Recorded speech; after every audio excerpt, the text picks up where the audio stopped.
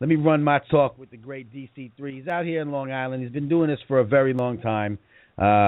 He's you might have seen the Central Station store. I used to live in Freeport. He's a producer. We had a little producer rivalry, little crosstown Freeport production rivalry at some point. He was working with some dudes, and I was working with some dudes, and we didn't really know each other, but I knew his dudes, and his dudes knew my dudes, and we were trying to all make music, and it was a great time. I enjoyed myself as a producer doing that, and some great stuff came out of his store and his production facilities, and some great artists as well. On this show and on Birthplace Magazine, we had we've done some hip hop. We've had ciphers in his store that we've put up.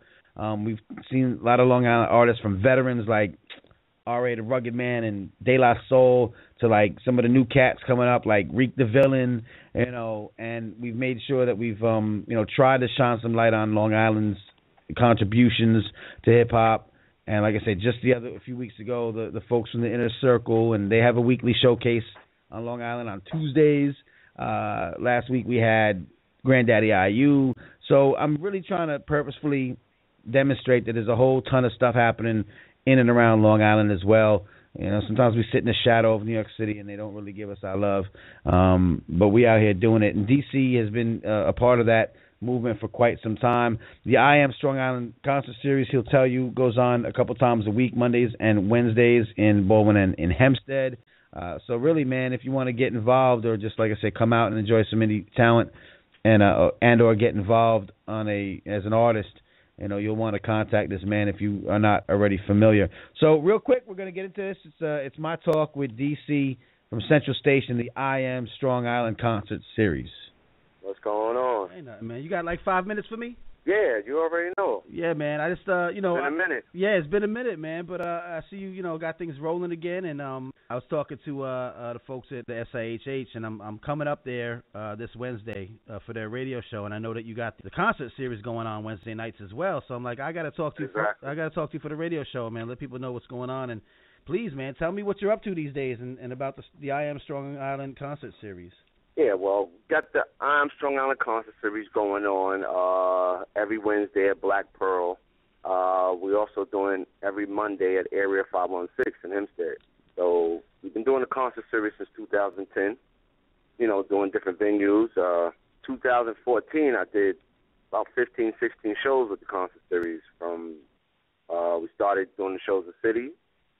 We did Tobacco Road on 41st. Then we brought it back to Hempstead. Then we did Blackthorn in Queens. We did Amityville Music Hall. We've been all over the place. Yeah. So now we're at Black Pearl every Wednesday in Baldwin, 1299 Grand Avenue in Baldwin. And then we're at Area 516 in Hempstead, 248 Front Street in Hempstead. Right. On Mondays and Wednesdays. So these are all showcases. So you curate the shows, you bring in the artists themselves, or do they pitch you? How does it work?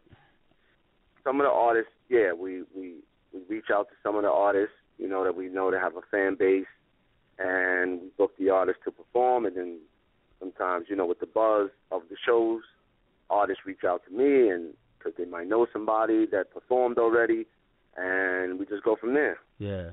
Tell me a little bit. You've been in the game for so long. I've known you from like so many years ago in different iterations when you're doing production. We've crossed paths so many times. But right. Tell me, like, as you've been, a purveyor of the scene for all these years, Long Island, what kind of, I know it's a long thing to talk about, but what's the state of hip-hop on Long Island? It's different than the city. It's different than anywhere else. It kind of has its own vibe, man. So you being really one of the experts in that lane, if someone were to say the hip-hop scene on Long Island, how would you describe it at this time? The hip-hop scene on Long Island is obviously been through a lot of changes over the last 3 years, 4 years.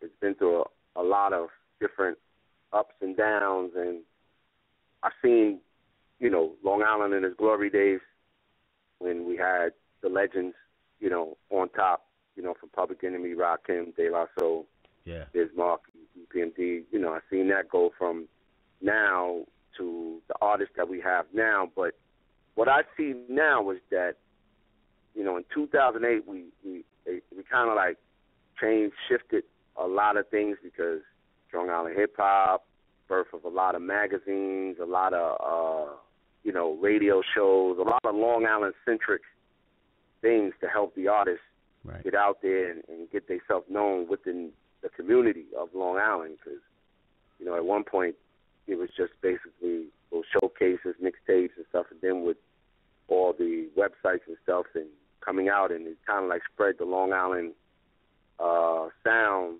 all over the place, Mm-hmm. But where it's at now is we're making a little I see that a lot of artists now is kind of like focusing on singles now, and they're trying to, because you have Raw Hollows and 100 Block, they got a couple of records playing on the radio with Power 105. Mm-hmm. Also got Reek the Villains out there playing songs on the radio, doing radio interviews, Power 105. Sure. And, Camera Shy has a good single out, Calabang. A lot of artists now, I see it being single-centric, and they're really trying to break the barriers. Instead of putting out a whole project, they're trying to just really get one song out there and get their name out there. Like, a lot of artists is really focusing on song making now and really trying to make hit records. Okay. I see that now. Right. Before, a lot of artists was basically trying to just put out a mixtape, put out a project. But now a lot of artists is trying to really get a song to rock the clubs, the strip clubs. Yeah. And to, get their name out because, Cake Boy Cheese, the Cake Boys, these guys are actually out there in all the clubs throughout the boroughs. They're going down to Atlanta, and, they realize that the club is very important in hip-hop right now. I mean, it's always been. Right. But, no, you mentioned like that strip club economy. That's where music is getting broken a lot these days. That's where the DJs and the listeners and the A&Rs and people. That's where they're gravitating. So that's how it is. Right. Yeah. Well, the DJ has always been important to hip hop, and hip hop. What people gotta understand is hip hop started as party music from day one. Right. From day one, it started in the park. So if you're not making people party, this is what hip-hop has been from day one. This is Kool Herc's African Bambaataa philosophy. Right. From day one is party music. Everything else came after that. Right, indeed. You understand what I'm saying? So from the inception of hip-hop, it started in the party. So if you're an artist, you can make thought-provoking music. That's cool. But at the end of the day, if you're talking about the essence of hip-hop, it's party. Every record from Public Enemy, you can dance to. Right, indeed. In their heyday. Every record from Rakim, these clubs rock, these joints, with the best lyrical rappers ever of all time, the illest political rappers going with danceable music. Right. So problem is, with just not Long Island, it's New York. The reason is that no one is making danceable New York music. Well, shit, Shook One is danceable, and that's the hardest core record going. Yeah, that's a good point. You understand what I'm saying? Yes, every Biggie record was danceable. Right. And the problem is that a lot of artists, they're stuck on, the 90s and the early 80s, but what they don't understand is they're missing the point. All of these records was played in the clubs, and it was played in the strip clubs. Strip clubs existed from the beginning of time. Absolutely. This is not new. Right. Strippers dance to Wu-Tang. Right. So what are we talking about here? You see what I'm saying? Yeah, so I tell a lot. Just the point. I was gonna agree with you. I was gonna say a lot of times you have artists who are so anti-radio. I understand maybe you don't want to sound like, New York has that pride about our sound, and not everybody wants to try to jump on the trap sound bandwagon, but they're so anti-radio that they don't understand that there's a long history of making songs in a particular format that just resonate well with human beings. There's a hook and a chorus for a reason. You don't have to, you don't have to completely go, follow every sound that's out there on the radio, but constructing a song in a certain manner, making it fun and danceable, there's nothing wrong with that. The reason why the trap music has taken over is because it has the clubs on lock. Right. End of story. That is no more other to it than that. New York, as a whole, has to focus on making New York-centric club music. Yeah. Without sounding like the South. Yeah. This is what we always do. We've always been the innovators, And at the end of the day, this is the first time in history that actually, in the history of hip-hop, that you can go into a New York club, it doesn't matter, any club, and rarely hear any New York music. This is true, yeah. And you know why? Because the New York artists are not making music for people to dance to, and not in New York sound music. You know, right. The down south made their sound for the clubs, right? And that sound has taken over because they don't have any alternatives. Right. What the DJ is gonna play if they don't play any South music? What they gonna play in the club? Right. Right. You know, what they gonna play? You understand? They can't play this slow jam. They can't play this head nod record. They can't. Girls want to dance. They want to drink and they want to dance. And I'm not talking about strippers, because strippers will dance to anything. Right. They're getting paid. Right. You know, they're getting paid. So strippers dance to anything. No, you make a good point, because a lot of people separate. They say, well, you can't make a record that's saying something and it be danceable, but you made a great point. How can you not when 10 Crack Commandments is danceable? Right, exactly. How can they say that? When Rakim, it's been a long time since I left you, is danceable. Right. Public Enemy, talking the pro-black power of the world. Sure. Here come the drums, confusion, all of that. Welcome to the Terror Dome. Right. Don't Believe the Hype. All of these stuff is danceable. Right. I know because I was there in the club dancing to it. I know. I feel you. I know firsthand. So what are people talking about? You see, I was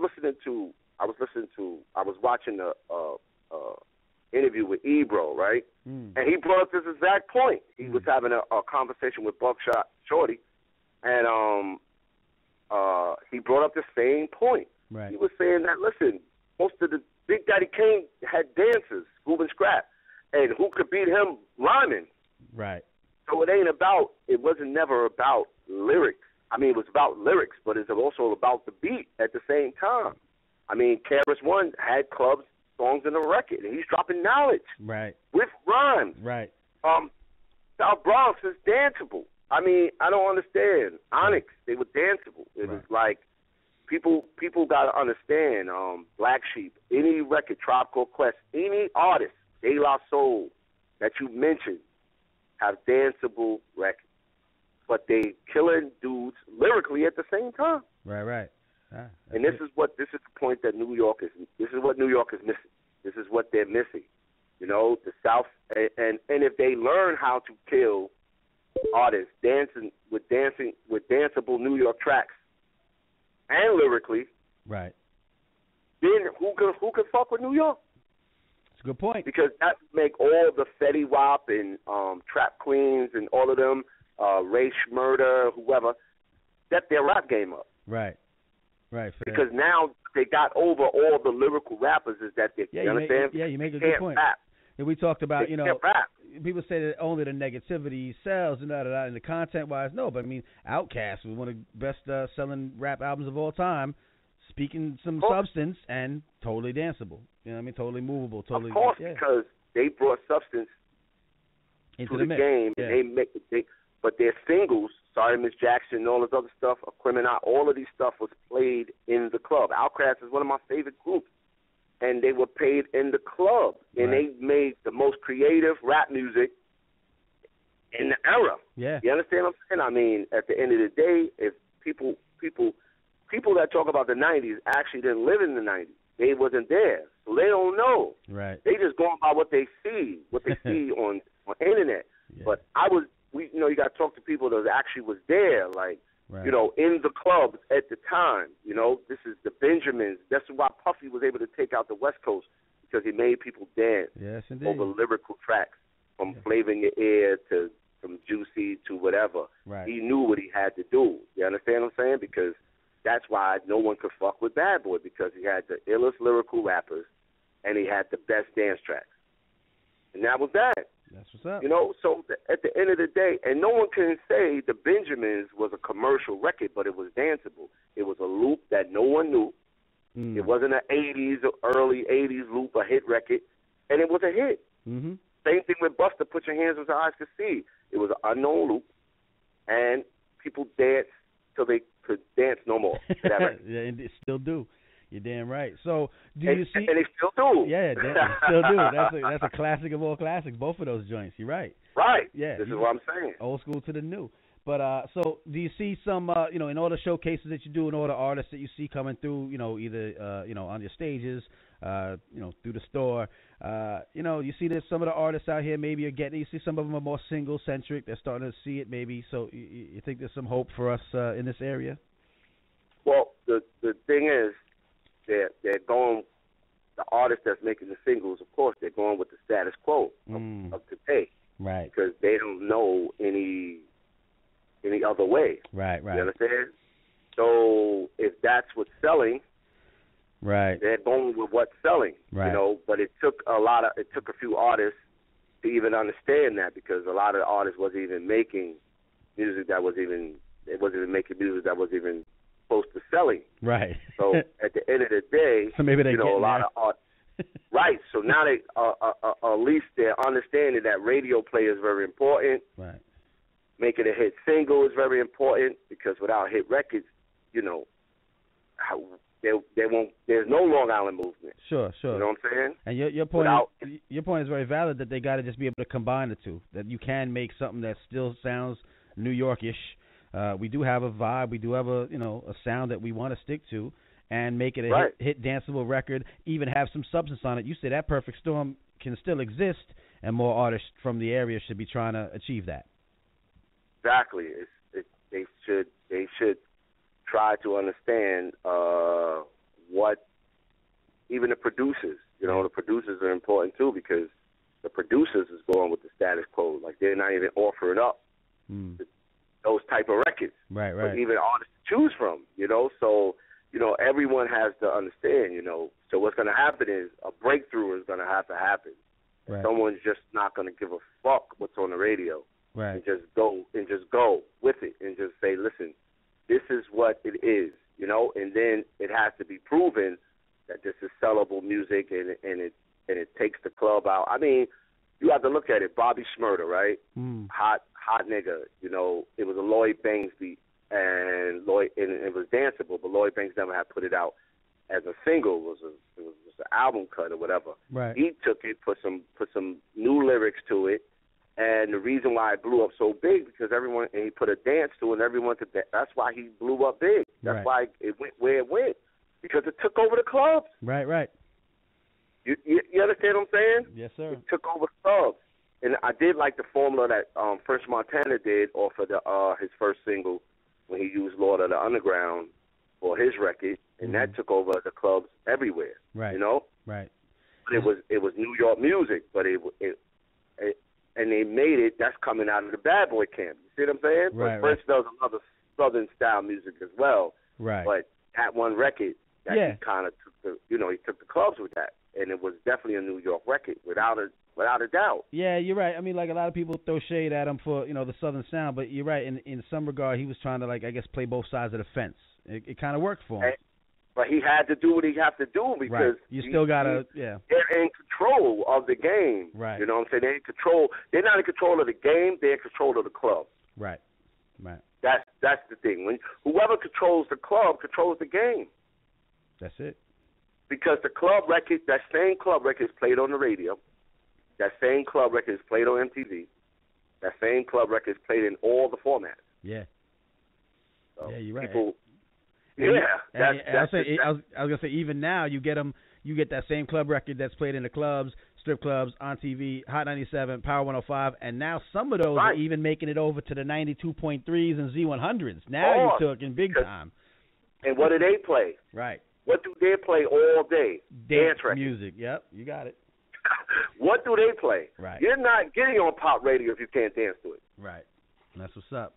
DC, you make some good points, my man. You make some good points, I've been doing this a long time, man. Yes, sir. I appreciate your perspective and your insight, man. People should be taking heed. There's no one answer, but like you say, understand the game. It's not. Understand the game, study the craft, study your history, and you have a much better chance of making it if this is your passion and your goals. You know what I mean? Now, on another note, I'm just going to say this real quick. The other angle is that you have the J. Cole's, you have the Kendrick Lamar's, yes, you have the Drakes, and you have the Eminems, who doesn't really make club music, but their overall perspective is a good album. Right. But they have those radio singles. Gotta have them, yeah. That's going to blow. You understand? Yeah. So the thing is, you could make an overall concept album and make it good, especially for the lyrical rappers. Right. But your beat selection and your whole concept and idea, because Kendrick Lamar made a whole theme of his 2 albums, you know? Yeah. J. Cole, the same thing. It's a theme. Right. And that's taught by the greats, Dr. Dre, Jay-Z's behind him. Like, you know, you got to make a concept to your album, like, so people can get to know you, especially when you're a lyrical rapper, and your beats have to be incredible. Like, you know, you have to really take your time and make a full project album and put your time and effort into the music if you're going to go that route. Right, indeed. You understand what I'm saying? You got to make a full album. Like, you can't be half-baked. You just can't just, you know, you gotta draw the people in. Kendrick Lamar, that's exactly what he did. Whether people hate it or they love it, he drew the people in. Yeah, no, that's a great example of that too, because like you said, there's a couple of songs in there that caught people's attention, and the album itself, you know, he damn near doing spoken word on there, but he got people paying and pulling them Spotify's down and checking out that album left and right because he pulled them in. Yeah. I went to Spotify. I did too. You know, and you know what? It's a damn good album, and it's well put together, and it's, like you said, conceptually, and you know, it's cohesive. You listen from start to finish. It tells a story. It's got some bangers on it. It's got some stuff you got to really think about. It's a real complete album, following a lot of what you just said. He didn't care what the status quo was. That's right. So maybe he just went and did it. So maybe there's some hope. And with Dre, well, that's because Dre and Jimmy Iovine, they said just he got his core. Same with J. Cole. He got his core fan base. Yeah. He had the singles, you know, Don't Kill My Vibe and all that. So he's out there, you know. Right. So now his second album, he could do what he wanted to do. And look, came in number 1 on the charts. Same thing with J. Cole. Same thing with Drake. There it is. You know. So the artists, one thing I can say about artists is that a lot of artists, they follow, right? But they follow who they want to follow. You understand? Right. Like, artists follow who they want to follow, who fits into their format, because you have good examples. You got Drake, you got Kendrick Lamar, you got Joey Badass, you got you got J. Cole. Like, you could example your music after them, right? Or you can go the Fetty Wap, or you can go the Migos route. You know what I'm saying? Mm-hmm. So artists actually choose who they want to choose, you know, because if you know you're going to follow Meek Mills, you know you got to learn how to really rap. True. If you're going to follow J. Cole, you got to learn how to rap. True. You can't follow these dudes without knowing how to rap. Right. So if you don't want to learn how to rap, you're going to follow non-rapping rappers. Right. There you go. And then there's some people that do know how to rap that follow that route because they feel it's the easier way. Right. But what people don't understand, these guys got singles, but they don't have a career. Right, that's true.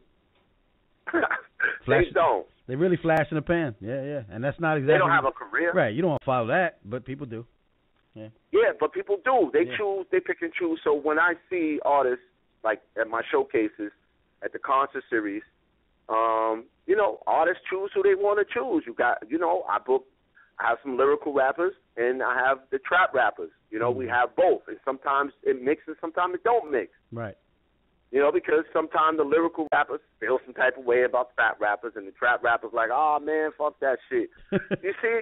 So it's that type of situation. Right. Well, you know, one of the things that you're doing, I guess, by doing that is one of the things that we always talk about, and we just want to see balance in the game. You know what I mean? There's people like what they like. You know, you don't want to be, you know, like you say, in a club getting turned up to some slow, thoughtful, you know, track. You know. So there's a place for everything. Don't want that. Right, indeed. You know, and we want what the chicks want. So, you know, but yes, indeed. So, you know, it's good that you're showing balance and definitely open up your stages to both types and letting the people decide and such. So we appreciate that, man. One time real quick, Again, the showcases. Let them know Long Island can come out and represent, support some indie talents, like local talent or underground. These are independent artists trying to do independent things. So support that independent scene on Long Island. Come out to your showcases. You said Wednesday. Tell them again. Wednesday at Black Pearl in Baldwin. Wednesdays at Black Pearl, 1299 Grand Avenue in Baldwin, Long Island, and then Monday at Area 516. 248 Front Street in Hempstead, Long Island. Mm-hmm. So doors open up at 10 o'clock at both spots, and we rock out to like 2 in the morning. So, come through. Check it out. That's what it is. We'll make sure all of those events are put out. They're weekly events, both every week. So we'll make sure they're on our birthplacemag.com event calendar so people roll through there, check it out. And, yeah, man, just come through, support some indie talent. Strong Island, Long Island, where we rest. The I Am Strong Island concert series going down. DC still got the store going? Yep, we were at 15 East Merrick Road in Freeport, right in between Rainbow Shop and Walgreens. The store is going to have the major grand opening on Memorial Day weekend. That's what's up. All right, we'll be in the house, man. Look out for that. Definitely. We'll be through. I need them shirts, man. We need them shirts. Oh, yeah. It's coming. That's what it is. All right, DZ3, thank you, man, for checking in with us. And like I said, glad to see everything's rolling, and good luck to you, sir. All right. I'll catch you Wednesday. I'll be up there Wednesday. All right. Yeah, I'll see you in the building. All right, my man. All right. All right, peace.